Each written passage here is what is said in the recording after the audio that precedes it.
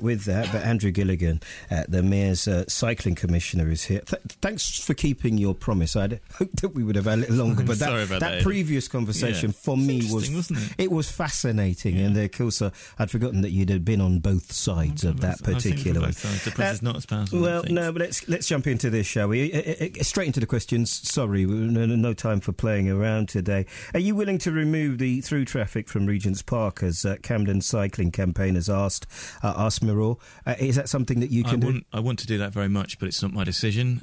It's a decision from the Royal Parks and the Crown Estate Paving Commission. What's getting in the way of the decision, Andrew? Nothing, I don't think. I think we are talking to them about it. I can't exactly say what the outcome of the negotiation is going to be, but I'm talking to them about it. I'm so glad Liz has asked this question, because I talked to a councillor then.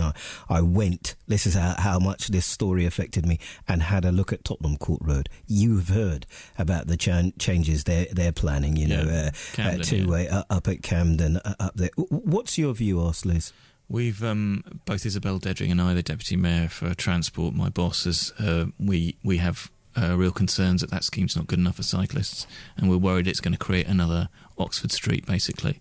But we've basically agreed to let Camden put it out for consultation. Could I just tell you, on a drive time show, my listeners are concerned it's not good enough for drivers, and your concern is not good enough for cyclists. I'm worried that what you're going to see is two-way buses, quite possibly two-way taxis as well, and also some crossing traffic in the middle in a space that's narrower than now. I think you're going to see a slightly nicer version of Oxford Street, which, as you know, is not very nice. And Gower Street too, apparently. Yeah, well, what we've agreed, and like I say, we've agreed to sort of take a back seat, Isabel and I, and see what the cycling community and other people think about it, and then we'll come in at the end if there is significant opposition from the cycling community, and it looks like that is starting to build up. Okay, so is there a motorist voice at the GLA, or is it all about the spin of cyclists' green agenda?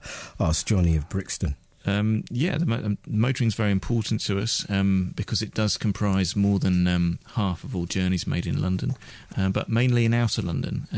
In inner London and central London, it's a tiny fraction of the number of journeys made. I mean, 10% less even, I think, of journeys are made by car in central London, and they get, at the moment, more than 10% of the road space, a great deal more. And in the end, there just isn't enough room in central London for everyone who wants to drive in, and the vast majority of people don't drive in, and so cars are not going to be our top priority in central London. Okay, so in a little while we'll talk about those quiet ways, but we've had, since you last came in, two fatalities, and we've talked, because we phone you, and I appreciate, as I say, you've always answered the phone, down there at Elephant and Castle and across the road, the junction that you think is the most dangerous at Vauxhall.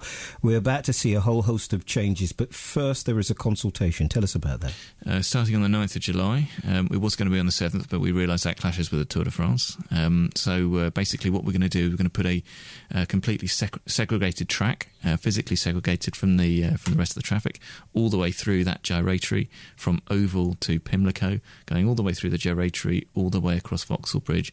So no cyclist going east-west or west-east will ever have to use the gyratory where that guy died again. And that's temporary, or that's it? That's going to be it? Because I thought there was a consultation about some of the changes you're going to make in about 30 places here in London. That 300 million. That's the first one, is it? This is the first of the 33. Vauxhall is going to be the first. That's right. And it's going to be consulted on July the 9th. There's going to be, I think, 10 weeks, is it, for consultation. Closes on September the 14th.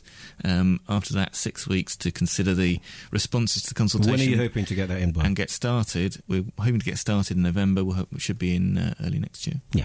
I look forward to doing that particular ride with you. We're having to jump about a bit today because our time is constrained. Tell us about this push that you've taken on, which is really, I suppose, to get people riding more on the types of roads that you and I rode on when we came in. Just tell us about that initiative. Yeah, there are two strands of routes we're doing. We're doing the superhighways, like the one at Vauxhall I just described, on the main roads with segregated lanes where we can get them in. And then we're also doing what we call Quietways, which are back street routes. Now, actually, London hasn't got the kind of broad dictators' boulevards that you see in places like Berlin, but what it has got is this matchless network of side streets, paths through parks, canal towpaths, that kind of thing. And they, if you add them together and you know where to go and you join them together, they make fantastic cycle routes. See, I would never have dreamed of coming in the route that you took. But it was nice, wasn't it? Over this weekend, I said to Mrs. Nestor, look, we came up that way. I suppose the thing then is, how do you had two maps, if I remember right. Yeah. How are you going to get that down on paper, as Mum would say? What the Quietways are about is about labelling and wayfinding those routes so that you know where they go. Because that's right. I mean, at the moment, the reason people don't use the backstreet routes is they don't know where they go. What about an app? I want to get from X to Y. There's going to be a series of routes, actual routes. So, actually, there's going to be one going up near you called Quietway 2012 because it's going to go through the Olympic Park, which is what we did. It's going to go from the city out to Hainault, almost entirely on quiet roads. And every few metres on the road, you'll see a sign saying Q 2012 and an arrow saying you where to go, so you will never get lost. And anyone who wants to, anyone who wants to get to the Olympic Park, they just follow the sign saying Q 2012, and they'll know it'll take them to the Olympic Park. But what about the app? The app would be great because you could put it in. Absolutely, we're going to do that too. And certainly that would be I want my commission, by the way. That would be a fantastic thing to do, I think. What's the one thing, right? The one thing that before Boris leaves, if he decides to stand down as Mayor of London, you absolutely have to do that in your mind justifies your position as Commissioner of Cycling? Well, it's more than one thing. It's getting those big superhighway projects we've announced, and it's getting the Quietways in. I think the superhighway's going all right. I think the Quietways, we've got. I think we're going slightly slower than I would like, if I was absolutely honest. But we are making good progress on those now. Can I tell you something that somebody told me? A woman phoned the shop and she told me, and I started to laugh because I thought it was so stupid. And then I thought about it, and I thought, Eddie, you're stupid. So here's the suggestion, right? At the bottom of a traffic light, you have, a little lower than it is there, a mirror, so that somebody, if they were cycling or whatever, could quite clearly see what was behind them, and so could a motorist, and that may alleviate some of the problems. We know a lot of the problems, bigger vehicles turning left and the like. Can you find anything wrong with that? Yeah, no, we've got those actually. They're called Trixie mirrors. They're not at the bottom of the pole. They're at the top. So that have you got 5 in the whole of London? No, we've got loads. I mean, dozens, hundreds, perhaps. I mean, you go outside and you'll see them on traffic lights, and that is so that drivers of the lorry can see there's a cyclist behind them, because that's much more. That's how accidents happen. So the lorry can't see there's a cyclist beside them, and they turn left, and the cyclist is going straight on, and the cyclist goes under the wheels and dies or gets seriously injured. And so that is what those mirrors are for. That is so the driver can look in the mirror and see whether there's a cyclist next to them. So there's that. But we're also doing a whole series of cycle-separated junctions. What you'll see on Cycle Superhighway 2, for instance, coming in next year, is a whole set of new junctions where there's a completely separate movement between straight-ahead cyclists and left-turning traffic. Stratford work, then? The one at the Broadway, that worked? It's very successful. It's very successful. People like that. In terms of separating, are you happy with the Bow Roundabout? I came round there the other day, and I've got to tell you, I hate it. I probably on a bike?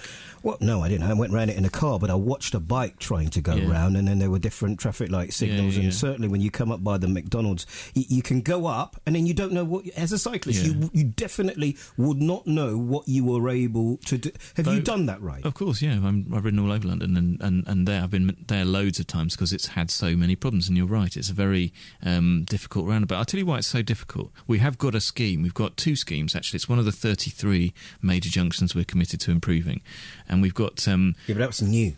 Huh? That's new. It's not like Elephant and Castle. The Bow Roundabout and what's been put in with the blue paint, that was supposed to be part of the highway, wasn't it? Yeah, but we're going to do more there as part of our 33 junctions. The reason why Bow's so difficult is that basically, in order to make the rest of the network in central London work, we're taking out road space, okay? So to make that work, we have to maintain the capacity of some of the other roads. So the traffic going down the Mile End Road, that has to be able to still turn left at Bow Roundabout to get onto the A12 and then the A13, because we've got to take out a lot of traffic going down the intersection of the Mile End Road to get the new superhighway in. So we've got to maintain the capacity of Bow Roundabout. I'm sorry, we've run out of time. We've gone over time. I appreciate you coming in, and I'm going to come on my bike, if only to look at what you're doing so we can try and do our job to save lives. Andrew, thank you so much. Ellie. Appreciate it.